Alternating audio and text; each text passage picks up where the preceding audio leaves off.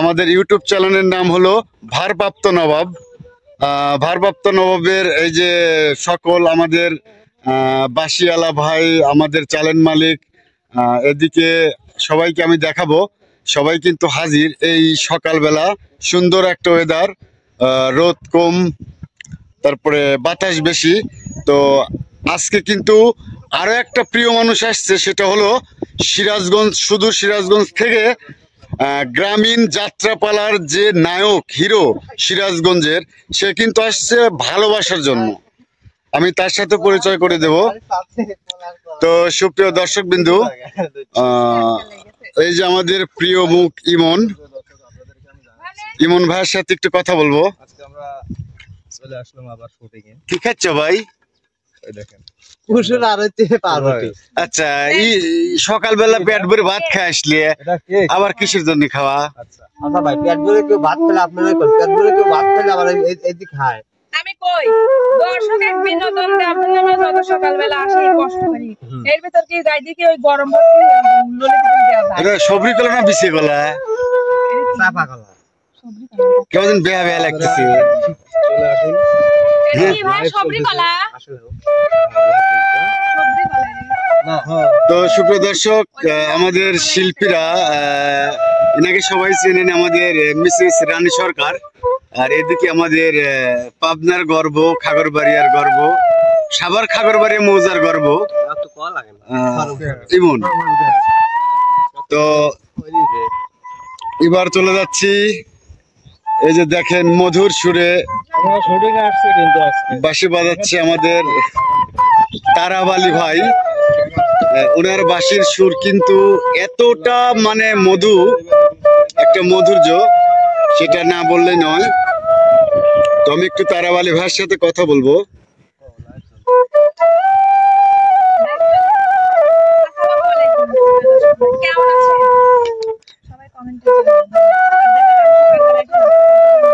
অসাধারণ একটা জাদু, মনে হয় কোন বাঁশির সুরে জাদু। ভাই কেমন আছেন আপনি? আলহামদুলিল্লাহ, আপনি ভালো আছেন? হ্যাঁ ভালো আছি। সেই আসছিলেন 2 শিডিউল আগে, হয়তো ব্যস্ততার কারণে আসতে পারেন নাই। তো আজকে আপনার পাইছি, আজকে আপনার ছাড়বো না। তো আপনার বাঁশির সুর ইউটিউব চ্যানেলে যখন আমাদের ভারপ্রাপ্ত নবাবে যখন আপলোড করা হয়, বাঁশির সুরটা অসাধারণ। তে এখানে এসে কাজ করতে কেমন লাগে এইটা আপনি আমাদের শুধু বলবেন ভারপ্রাপ্ত নবাবে। আমার খুব ভালো লাগে, এত ভালো লাগে এটা বললে বুঝাতে পারবো না। ভাইয়ের চ্যানেলে কাজ করে মজাই আলাদা। আর ভাইয়ের যে নতুন নতুন ভিডিও আপডেট গুলি ছাড়ে, এগুলি খুব জনগণ খুব ভালো দেখে, খুব পছন্দ করে। তো আমাদের ভারপ্রাপ্ত নবাবের মানে শুটিং গুলো, যে গানগুলো, কন্টেন্ট গুলো কিন্তু ভিন্ন ধরনের। তো আরো একটি কথা বলবো, আপনারা কমেন্ট করছেন যে বাঁশিয়ালা তারাবালি ভাইকে দেখতে চাই। আসলে আপনারা এর আগেও দেখছেন, গানের মধ্যেও দেখছেন। তো আসলে তার বাঁশির সুরটা আর একটু শোনেন আপনারা।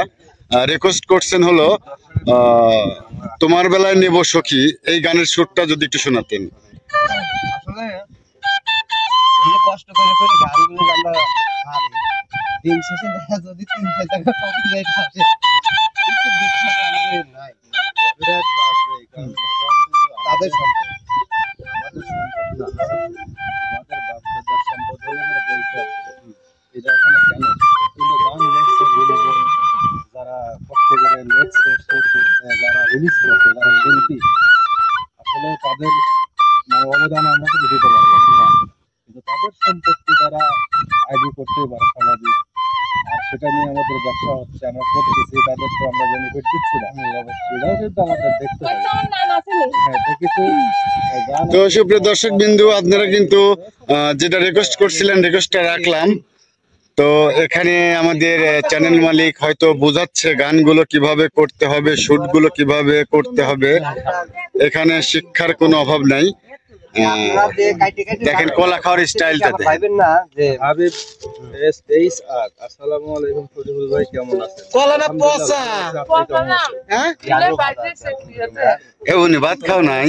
ইমন ভাইয়া কেমন আছেন? রান্না করছেন? রানী আপু কেমন আছেন? রানী আপু কেমন আছেন? আলহামদুলিল্লাহ অনেক ভালো আছি। আপনি কেমন আছেন? অবশ্যই কমেন্ট করে জানাবেন। কেক খাচ্ছি আর কমেন্ট তো করেছে, কই রানী আপু কেমন আছেন? তাই কই বিষয়টা বলে দিন। না আমি তো আছে ওনাকে বললাম কেমন আছেন আপনি। তো যাই হোক লেও লেও সকালে কি দিনা দিছেন আপা?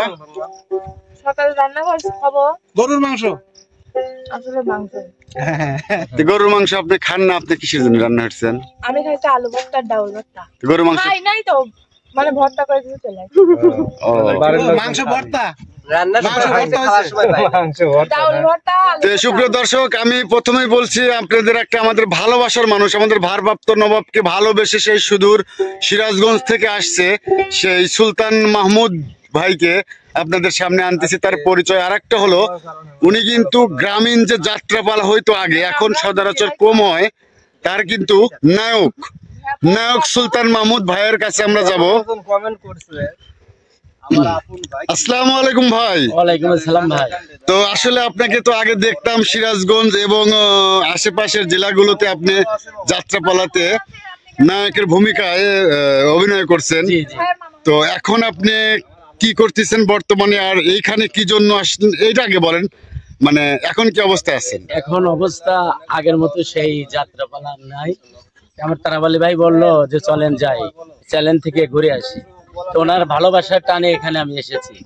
আগের যে ভাবটা ছিল যাত্রা গানে, সেই ভাবটা থাকলে হয়তো আমাদের দিনগুলো ভালোভাবে যেত, কিন্তু সেই ভাবটা নেই দিয়ে আমাদের এখন বর্তমানে একটু কষ্ট হয়।